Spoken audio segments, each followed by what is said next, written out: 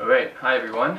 My name is Tong, and I'm here with Patrick Murasaki from Kpop TV, and he also has his own YouTube channel called Murasaki Vision. This is an exclusive first look at Patrick and his new life in Korea and settling down in Korea. So welcome, Patrick. Thank you so much, TZ, for inviting me to TZ Studios. No problem. So Patrick, what brings you to Korea? What's your plans here? What do you think you're gonna do? Well, first of all, for you guys who don't know me, my name is Patrick Murasaki. I'm from San Francisco, California. A lot of people from San Francisco know me as a K-pop MC VJ for Channel 32-6 in the San Francisco Bay Area. Recently, I moved to Seoul, South Korea, and now I'm a Korean language student. And what brought me here was, the culture, the lifestyle, the food, fashion, everything. Just everything Korean is really dope to me. Great. What do you think is the best thing about living in Korea so far? What is the worst thing about living in Korea? Your experience? Okay. So, should we start with something good or something bad? Like, what do you think? You can just start with the good thing. Okay, good things. Of course, the food is delicious. There's always good places to find really, really good cutting edge fashion. When it comes to entertainment, you're not at a loss because, I really like K-pop or Korean movies, and this is like, where it's made. At the same time, there's no shortage of like European or American movies or American entertainment, so there's no loss there. The people here are pretty hospitable. The girls are really nice to foreigners here. For some reason, they're like super nice. Of course. Like I met a girl and she was like talking to some dude. She's like, no. And then she turned to talk to me and her voice changed. It was like, no. 어떡해? Oh, what were you saying? I'm like, Yeah, whoa. yeah. Okay, so girls here are pretty nice. And I feel pretty safe here. I don't feel like I'm in danger. Definitely. If I go to a strange neighborhood that I've never been to, I feel, it's all good. Now for the bad stuff, let me see. The subway trains stop early. Yeah. On the weekends. Yeah, I don't get that either. Yeah. Everything in Korea is open till like 6 a.m. or something, or 24 hours. Yeah, that's the thing. It's like everything here closes late except for the trains. Yeah. So that's kind of. I've always thought that was kind of interesting. Another thing that I feel is on the downside of Korea is well, see, I'm a vegetarian, so meat is everywhere. Like everywhere I go, there's like a hot dog stand right there. I feel like samgyeopsal costs less than a salad at some places, and like the watermelon is so expensive here. I went to E-Mart and I literally saw watermelon selling for like 30,000 won. Yeah. It's incredible. Yeah. So I feel some of the There's like very little choices in terms of like just vegetables. I found like every restaurant I go to has like some meat option or something. yeah, Like that. you can't escape it. So Yeah. I mean, I've been in Korea for about 2 months and I ate meat about 9 times. 9 times. 9 times, including today. Yeah. Man, So, I don't know what I could do because my favorite food is like chicken. Dakgalbi, jimdak, Yeah. chimek. I can't live without that stuff. Yeah. And the thing is, when I drink, I must forget that I'm vegetarian because I just end up eating like samgyeopsal or something. Like, what the hell is going on? So, yeah. Yeah. But not a lot of bad things about Korea. I love Korea, and obviously the positive things outweigh the negatives. Yeah, for sure. What do you think like the biggest difference between Korea and San Francisco is? Culture-wise or something. The biggest difference? Well, there's more Korean girls here. No. Seriously, I think the biggest difference is the way that society is structured here. It's about big corporations, big companies. So a lot of people want to work for Samsung or like other big companies, LG or SK. But San Francisco Bay Area, that's like, I mean, we have Twitter there, we have Facebook, and Google, but at the same time we have startup culture, you know. So I think startup it's cool to be in a startup in the Bay Area. You know what I'm saying? Right. You feel like you're a rebel. You know. I think here you might feel like you're a rebel, but at the same time, I don't think people think it's as cool as it is in the Bay Area. So big up to the Bay Area with the startup lifestyle. Another difference is food. Vegetables and fruit really cheap in the Bay Area. I realize that America has a lot of produce coming here. Super cold here. I don't even know how they can. I keep talking about food. I'm hungry right now. And I think you just ate some kimbap earlier.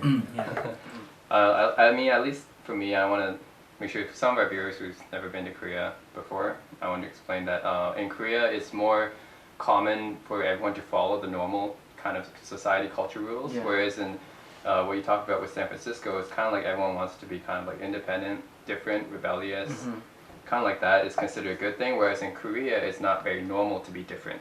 Everyone tries to follow the trends, everyone dresses similar, acts similar. It's not, I think it's considered weird if you like do something different, right? But I mean, I wouldn't necessarily call that like a full negative, because when I think about people who, you know, grow up in Korea and people in Korean society, they really like perfected the team aspect of things. Like when you go against someone, you're going against a team, you know? So I feel like when it comes to like teamwork and stuff, like they're like top notch. Because it's all about doing things as a group. Cause, whereas in America, sometimes you work in a company and you got that one guy who wants to be better than anyone else, and it's basically you guys are in the same company, but you're like competing with each other sometimes. So I feel like there's a lot of that in America. But here it's like, we do like drinking together every night. You got to drink together with your coworkers. You got to like hang out. Drink with your boss.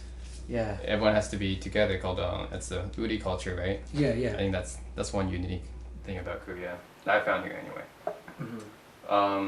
Do you think that if you're for working style wise, you would prefer Korea, this kind of like different Korean work culture to Western work culture? Well, I'm not gonna lie, I prefer American work culture. Usually in America, when you have a job, when you're on your job, you're on it. You know, your life goes away. You're at work. You do what you do. You should turn your phone off. You focus on work, and then when it's time to go home, you shut off your work life, and you go home. Here, I feel like you never really shut off your work life. Sometimes you'll get a text from your boss at maybe 10:30 at night, 11 o'clock at night. At the same time, many times you have to like dine with your boss and drink with your boss, which wouldn't actually be a bad thing if your boss is actually cool. I think most of the time Koreans, they don't like their boss. I think that's one difference too, is that like Koreans have very like few ways to achieve their dreams here. Right? Because it's so competitive here. Everything's about studying, doing tests. I want to get your opinion on this article there. I read an article about Korean students paying lots of money, like studying hard just to get into Samsung, and if they fail that test, they can possibly suicide. Like, what are your thoughts about like that kind of like mentality? Like, we have to be the best, otherwise, you know, I made my family disappointed, like that. Well, to segue into that answer, there's positive things to the whole Korean system. I mean, you know, they work hard to get to a certain company or a certain point that they can choose certain companies. They have a set path, you know what I'm saying? So from a young age, looking forward, they can kind of like, you know, predict what they want to do here or there. When I'm 15, I should be doing this. When I'm 16, 17, I should be at this level. When I'm 19, I'm 20, I should be here. Maybe I'll go to America for like a year and then I'll come back. Yeah, they have a set plan. You know, in America it's a little bit more freestyle. I call it like freestyle living.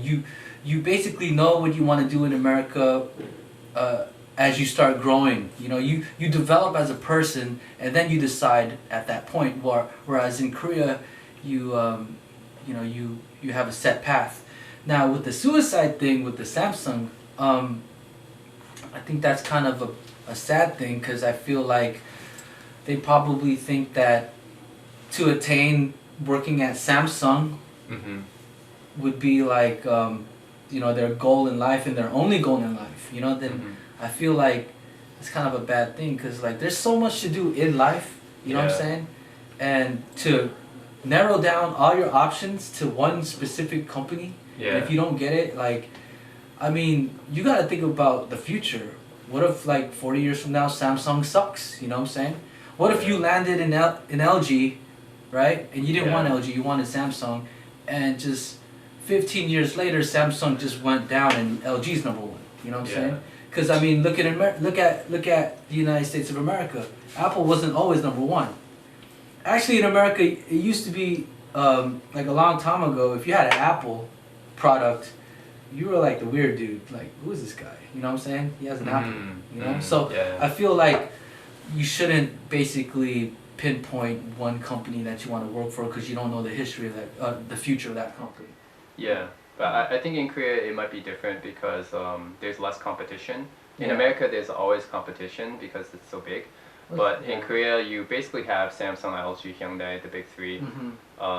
And well, it's because they monopolize several industries. It's like a monopoly, and the other thing is, like, if you have like a small other company, it can't really compete with the big companies, Not like in America, you can have a small company compete with the larger one, right? You have Instagram, a smaller one, compete with like Facebook, right? Eventually, and then Facebook eventually buy Instagram because of that. But anyways, that kind of thing is kind of rare in Korea, right?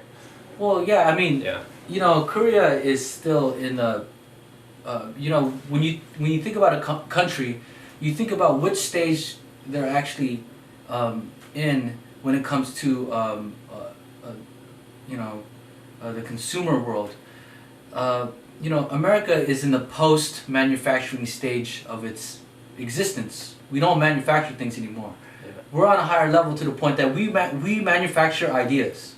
You know what I'm saying? That's why all of our biggest companies, besides Apple, like Oracle and Google, these are all ideas that are cultivated in people's minds, right? Well, I feel like in Korea, the big three companies are all companies that have to manufacture a product. You know what I'm saying?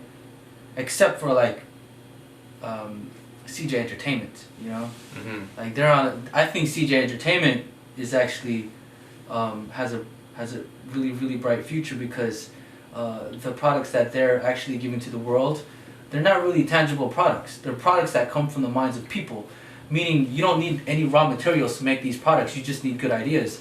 While Samsung and LG and Hyundai, you still need raw materials to, you know what I'm saying. So I still feel like Korea's they're heading into the stage of the post-manufacturing. So you think that for in case of like Mnet or CJ or YGSM, those guys, their product is essentially making K-pop stars, marketing them to the world, kind of like they come out of some factory, right, and they manufacture them to the world like that. Well, I think K-pop and Korean media, I think, and this might sound really weird, right? But I think metaphorically, it's like Mr. Pizza, right? Yeah. So okay, let's talk about K-pop and let's talk about Mr. Pizza. All right, so check this out. When it comes to K-pop, Korea has its own traditional types of music, right? But what K-pop is they're taking Western music, making it Korean style, and then serving it to the masses. That's what Mr. Pizza is. They're taking an Italian, recipe, making it Korean style, and serving it to the people. But the thing is, Mr. Pizza tastes damn good, right? And K-pop sounds really good, right? So basically what K-pop is and K-media is, I feel, is it's an amalgamation of the best subcultures from around the world coming here, and then people in Korea, they remix it. And then the end product is something I feel is a lot of times more exciting than the main ingredients that they took from. You know what I'm saying? So I feel like that's why a lot of people like K-pop in like Vietnam or Thailand or in Japan, because in the past they were so used to Western music from Europe and America, right? And there was nothing that could really compete with you know European or American music in the Asian market, but now they have K-pop, and it, you know, Big Bang. I mean, dude, I mean, it sounds like American music sometimes, you know. Yeah. So basically. yeah. We are back from our commercial break, and we're back with Patrick Murasaki. Thank you for having me. Okay, great. Okay, so our next question for you is about the culture here, the company culture in Korea. As you know, there's a lot of big conglomerates here in Korea, like Samsung and LG and Hyundai. What's your thought about the level of competition that students need to get into these kind of companies? So that's kind of like the big thing here is to study for tests and getting ready for the preparation. It's not like America where you just send in your resume, they do an interview, you get hired. But here it's actually a big deal, you know, where you have to actually do well on this test to be able to get a chance to get into like Samsung, for example. What's your feeling about that? Well, first of all, I have to respect, you know, the Korean students who are trying to get into a certain company, because I mean, the focus and the drive they have for, you know, a certain particular goal, a certain company that they're they want to work for, they're pretty driven to that goal. So I really admire, you know, their sense of drive. Basically, they have their eyes on the prize, and that's the only prize they want. But that could be a bad thing, because that's all they want, you know. So it's a good thing, it's a bad thing, you know. It's a good thing because they're focused and driven. They know what they want. It's a bad thing because I think sometimes, unfortunately, I feel like some people have that mentality of it's all or like going here is all or nothing. You know what I'm saying? Yeah. So I think that's a downside for that. Yeah, I mean I read an article where like students they pay like lots of money and they study very hard at these cram schools basically to get into like Samsung, and if they fail the test, you know, sometimes they suicide because they think they let their family down. You know, I think that's like I think for us Westerners, we think that's kind of like an overreaction, this kind of thing. But I guess for Koreans, it might be different because all their life, they just knew about these big corporations and yeah. Well, I mean, you have to look at it on a bigger scale. I mean, you know, America is a big country, and the population of America is like America is like 7 Koreas. If like there were 7 Koreas, you put them together, you get the population of America. Right. So, you know, America has at least 7 times more companies that compete with each other, you know. So in America, there's more choices, you know what I'm saying? In Korea, there's like what, the top 3 companies, right? Yeah. And Samsung has like 14 to 17% of Korea's GDP is coming from Samsung, you know what I'm saying? It's kind of a big deal. Yeah, I admire them for trying to get into certain companies, but at the same time I feel kind of bad because they don't have that much choices, you know. Yeah.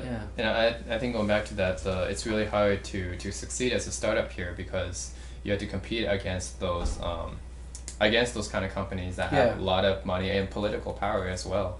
Whereas in the US, you can have like a small startup like Snapchat or Instagram compete with Facebook. Yeah.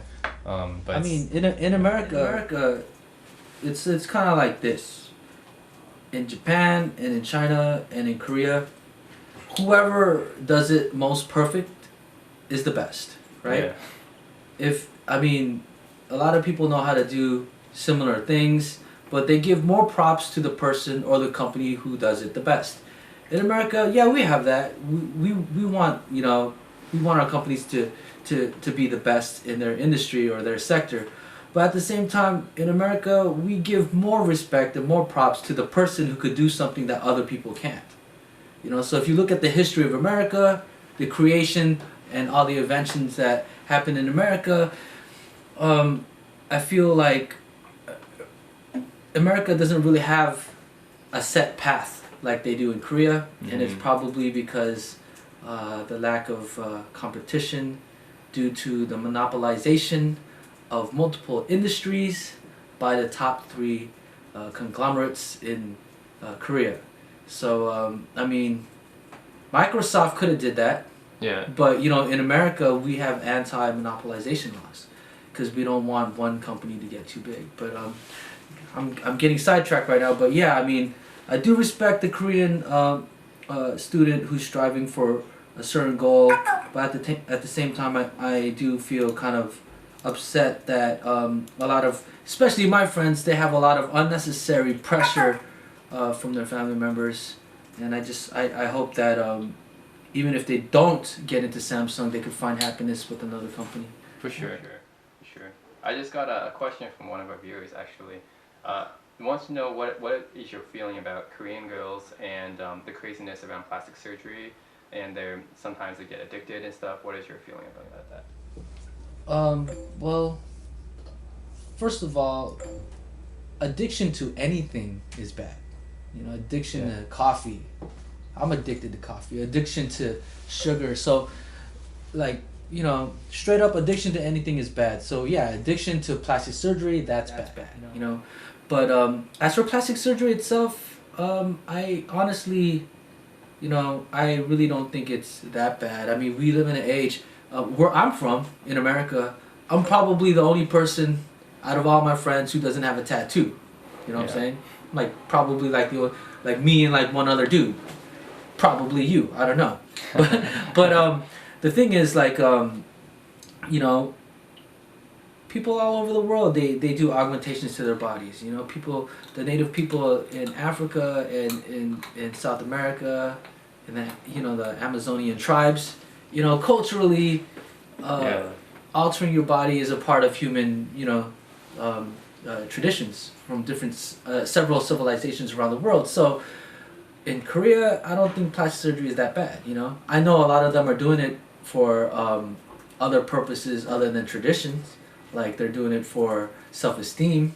Mm-hmm. You know, but you can't really hate the players. It's just the game. It's the pressure that they have, right? Yeah, for sure. I mean, my opinion is, going back to that competition thing, is that a lot of Koreans feel like the level of beauty too, they need to compete, because there's so many beautiful like women here. They need to compete with each other, right? Yeah. And outdo each other. So I guess I can understand that. And when you apply for a job, you know, they look at your appearance too. That's not something that's done in Western countries, but here they do look at that, and they can discriminate based on that too. So I can understand that as well. Yeah. Yeah, and I think if they want to look better, then if they're not satisfied with their looks before, then why not? You know, like, I would still prefer, like, people always prefer like the natural kind of beauty, but if you weren't satisfied, if you had more self-esteem than before, you know, why not go for it?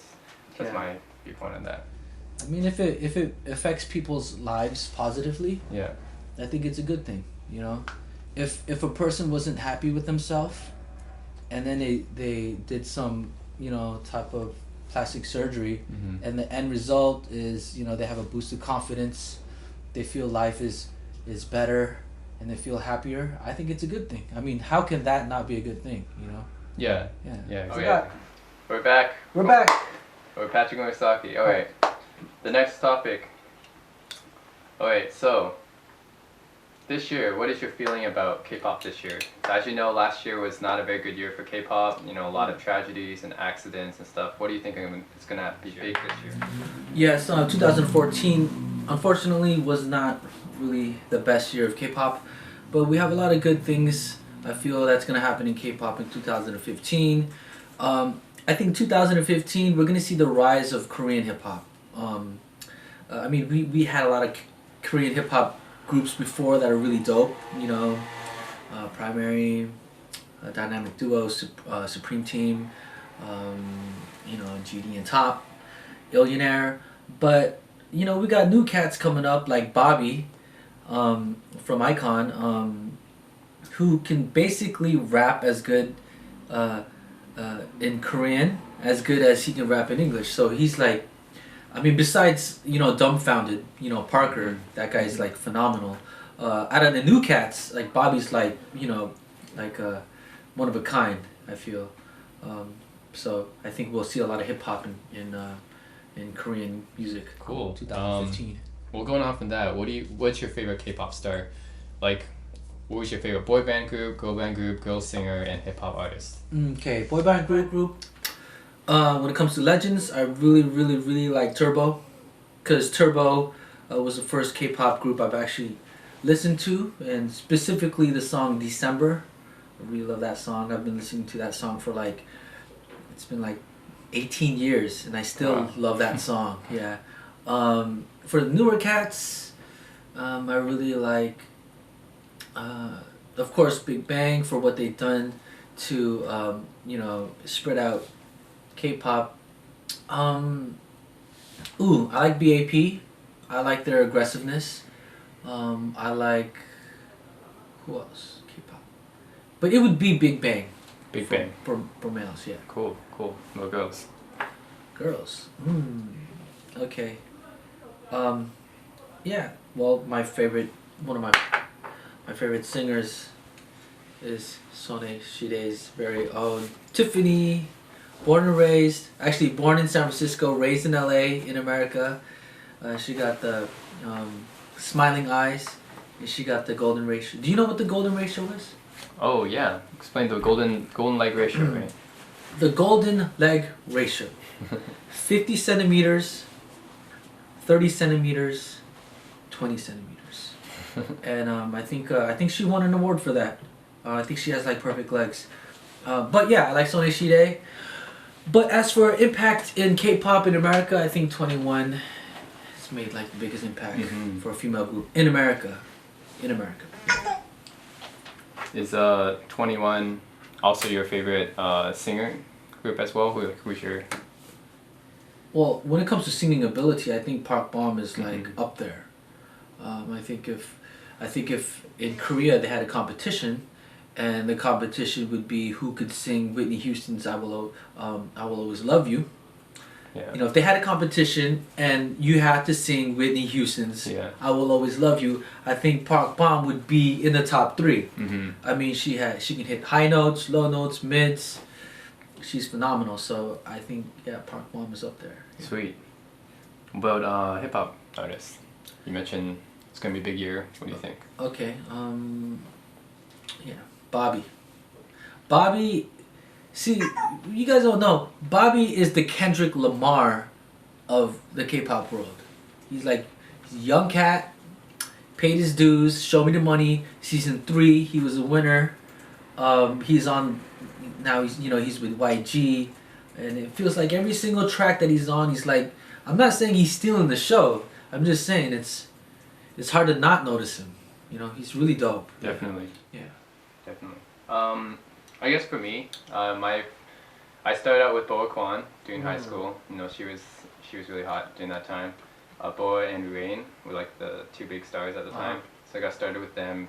And I got really interested in K-pop from 2009 when Sonya Shide, Girls' Generation, released their song G. Yeah. Yeah. That was really big. So I was like, yeah, that's pretty nice. Wow.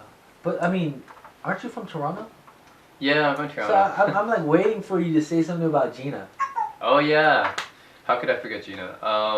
Shame on you. You're from Toronto. Come on, man. Well, Gina's actually from Alberta.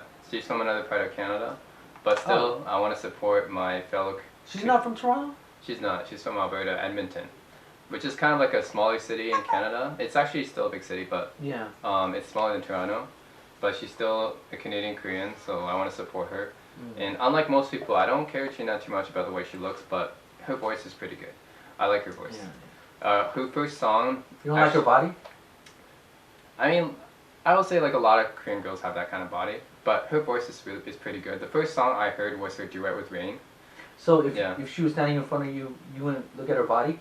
No, I'm not saying that. I mean, how could you not? But yeah. Started from there, and Gina's still one of my favorites. Okay. Yeah. I do love her songs and karaoke a lot.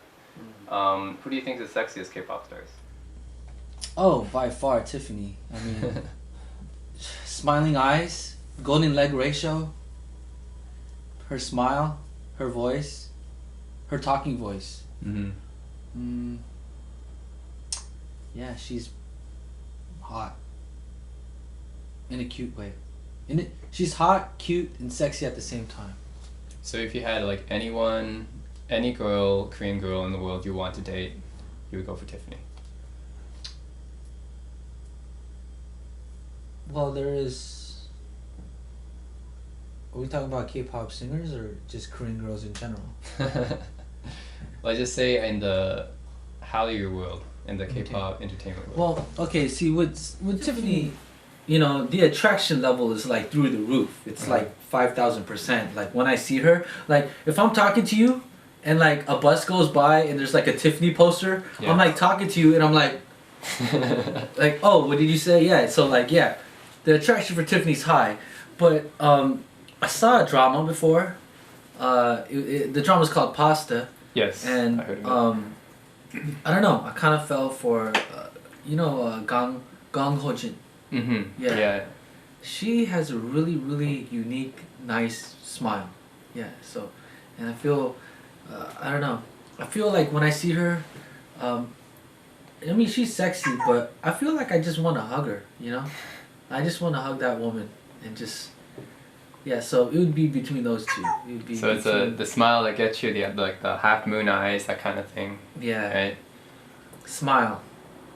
But Tiffany can smile with her eyes too. Yeah, so, the smiling like eyes. deadly weapon. Right there, yeah. But Gang Ho-jin, yeah. So what about you? In the Hallyu world, not just singers, like who do you find like really, really, really attractive? I'm not talking about dudes, guys. I mean talking about girls. We're in Korea here, come on. Right. Yeah, so I'm gonna go like my top 5 sexiest girl bands in my opinion. AOA. Okay. And second, After School, who they have really, I'm a big fan of Long Legs, so After School. Yes. And then maybe I'm gonna have to say either 4 Minute or so 4 Minute is probably gonna be my third, and then Girls' Day. Maybe I'll move Girls' Day a little bit up actually, because they're newer, they're younger. Okay, yeah. I really like Yura. Okay. I also saw Mina before. She's also my type, and I'm gonna go with the curveball for the last one. Hello. Whoa! You didn't just say Mina's your type, bro. You gotta pick one girl from these groups. Yes. Girls' Day Mina's my girl, cause she got smiling eyes. Okay? Yeah. So I'm gonna go with Yura. Okay. I have her as my photo on lock screen actually, and last spot Hello Venus, just for. Yeah. Oh, Hello. All right. Well, for the same question for me, sexiest girls, of course, number 1 spot has to go to Tiffany, because of the golden ratio. 50 centimeter, 30 centimeter, 20 centimeter. I want a meter. Oh yeah. Yeah. And then Mina, Girls' Day, smiling eyes too. Yeah. It's like so attractive to see her. Actually, I saw her on the bus, jogging this morning. Her face is like with smiling. Oh my god, it's amazing. Who else?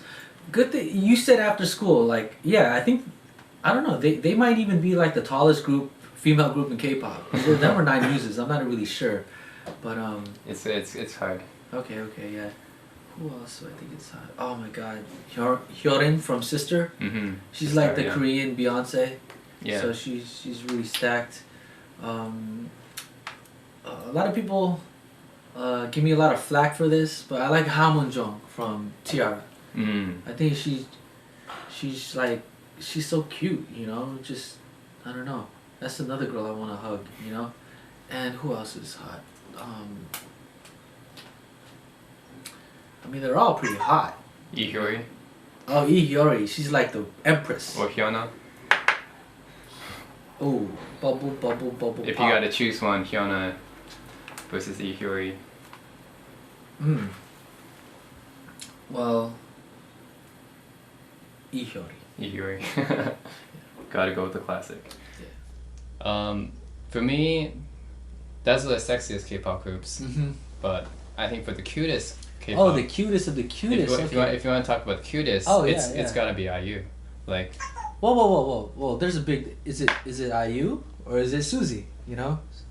For me, it's IU anyway. Okay. I can't beat that combination. I see those commercials all the time. She's advertising the charam. Yeah. And she's going around. She's wearing that nice cute skirt and playing guitar and something in that nice space and everything. I just can't resist it. But at the same time, I saw a Suzy poster. Yeah. For contact lenses. Yeah. and I bought some contact lenses that day. So which Susie is it, Miss A or Miss A? Yeah, Susie from Miss A. But yeah, I totally agree with you.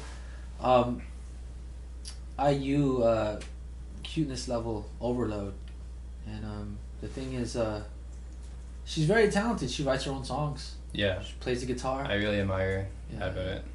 Marshmallow is probably her most aegyo video. Yeah. I think everything she does is aegyo. Really? What's your opinion on aegyo, by the way? Do you want a girlfriend with aegyo?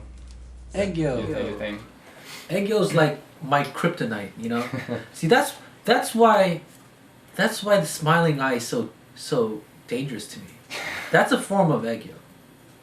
Like I told you, if Tiffany broke my 80-inch LED TV and she turned around and smiled with the smiling eyes, I'd be like, "No, it's okay. I'll buy another one." Right? It's like that. So aegyo is kind of a weapon, I think. It is. It'll get you to do things that you wouldn't usually do. You saw Hades aegyo, right, from Girls' Day? Yeah. Oh, that TV show. She's in the military, right? Yeah. What's that show called? I think it's like. Anyways, yeah, super cute. Yeah. Super aegyo, yeah. Cool. But what's your feeling on aegyo? Do you fall for it? Every time. Yeah, every time. What can I say? It's like they can ask you to do something, and that particular thing that they're asking for you to do, if like your homie asked you to do it, you'd be like, hell no. Like for instance, they'd be like I don't know. Everything about aegyo, just fall for it. Like that one episode on Korea SNL where Girls' Day Mina was on there, right? And she was doing the aegyo to that guy from the SNL Haiti and Mina were both on there, and I was like, there's no way that any guy can resist that. it's like who did you like better? Their superpower. Whose aegyo did you like better? I guess for me, Mina's more my style. Yeah, Mina's more my style. Yeah, Mina's more my style, but maybe it's not just her aegyo, but her body too. Who, Mina? Yeah. Actually, I can't stop looking at her eyes. I haven't even looked at her body yet. Oh, okay. Well, see, then we got different parts of Mina. Oh, okay. No sharing. She'll have to decide. But yeah, I mean, I saw videos of Mina before she was actually like super famous. She was really adorable and really cute. Yeah. Okay. What song are you listening to the most these days? Oh, actually, I'm listening to "Like a Cat" by AOA. That really pumps me up. I'm still listening to Illionaire's last album. I'm listening to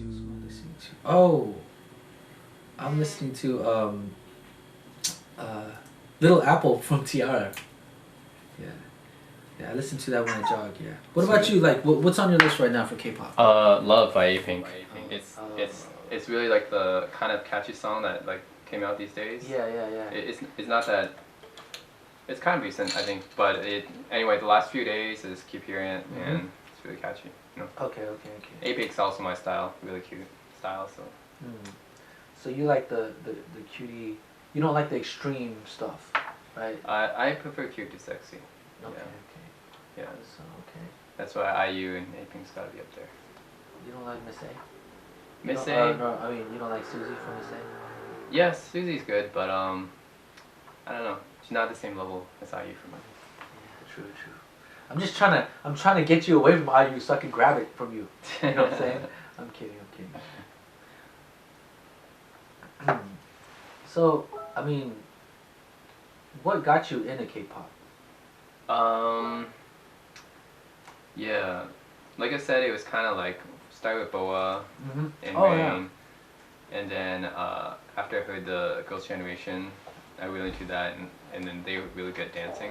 You know, most Koreans are actually much better at dancing, so that's kind of what got me to it. And then I saw like Super Junior, who at the time had a Chinese guy in their band at the time, and I was like, oh cool, like this K-pop band actually has some like variety in it.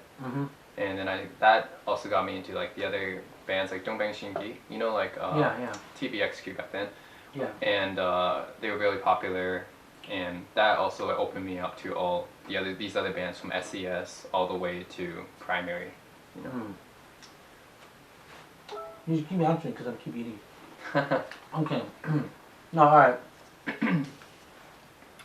Do you watch K-dramas?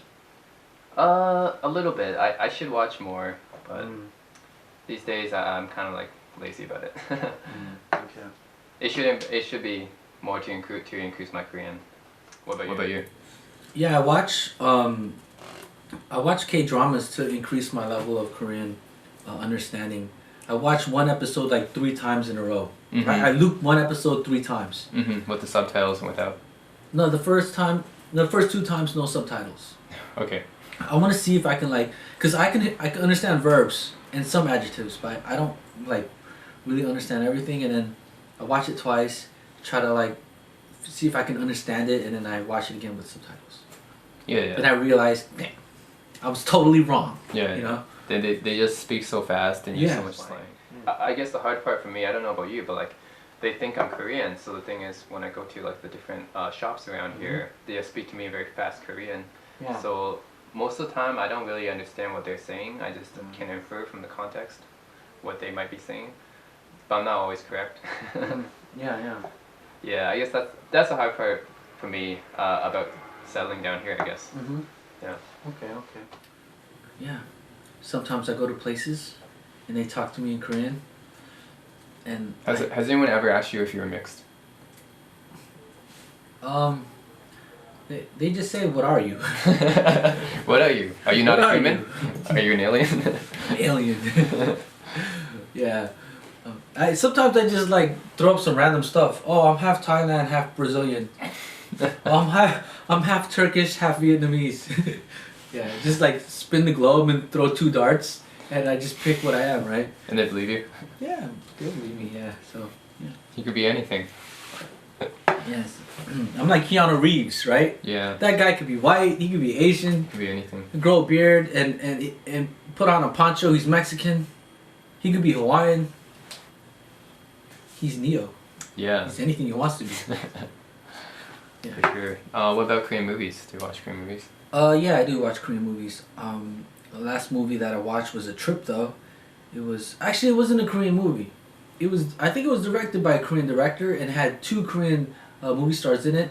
It was called Snowpiercer. Oh. Yeah. I haven't heard of that one. It's kind of like a post-apocalyptic world where this train basically just travels around the world or something like that, because the world's frozen, and different sections of the train have different social levels. Yeah, I think I know what you're talking about actually. I think I watched that one before. Uh-huh. And there was this Korean, it was mostly a Westerners, but there was Captain America guy was there. Yeah, and yeah, he's really popular, and there's one Korean guy, one Korean girl in that movie. And I think at the end they were trying to overthrow one of the corrupt people in the train to get the first class people, right? Because they were mistreating the bottom class people who were in the lower half of the train, right? Yeah. Yeah, that was a pretty good movie. Mm. Yeah, but it was kind of different than what I expected, because usually in American movies we have the happy endings. Yeah. But in Korean movies, in that one it was just tragic. It was just you go out from the train and everyone's dead. Oh. Don't get me started with some Korean movies. Traditional playwriters, Shakespeare, who's the other guy? Socrates, I think. Mm-hmm.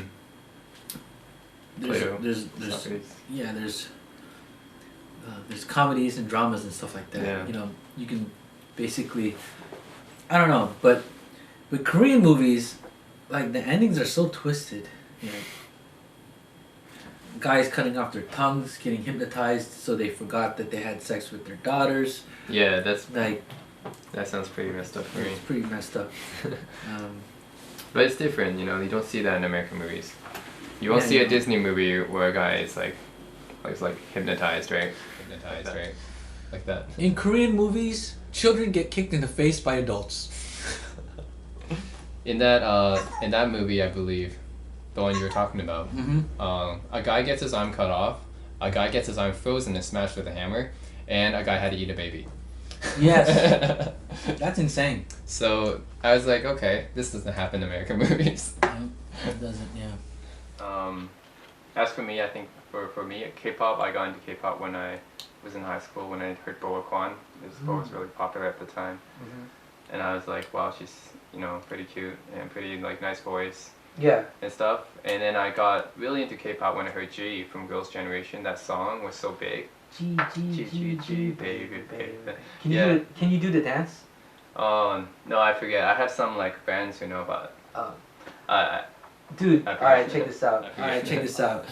I got a homie, and his name is James Choi. James Chua.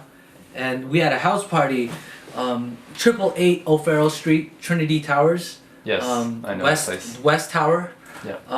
And we had a home party, and like, you know, he was telling me like people in Korea who served in the military, a bunch of the people in his group, I guess, had to like dance that particular dance for their seniors. Yeah. So he was like dancing that GG baby song. So he still knows the song, right? It was cute. Yeah. Now I think my favorite group these days is A-Pink. Okay. A-Pink's really popular. They won a lot of awards. Getting really up there. Yeah. What's that one song, Love? You know. Yeah, A-Pink, I like them a lot. They have a little bit of a softer image compared to like you know, Girls' Day. I prefer cute to sexy, so that's my style. Yeah, I mean, you know, 21 is more of the edgy group. Like visually, they're edgy. Attitude-wise, they're edgy. Girls' Generation is more of a softer group. You know, so they need people to, you know, fill their shoes one day. So I think A-Pink could be one of the nominees for that. Awesome. And also my favorite hip-hop artist, just to give shout out, Primary. Oh yeah. They're a great group as well. Yeah. I listen to them a lot.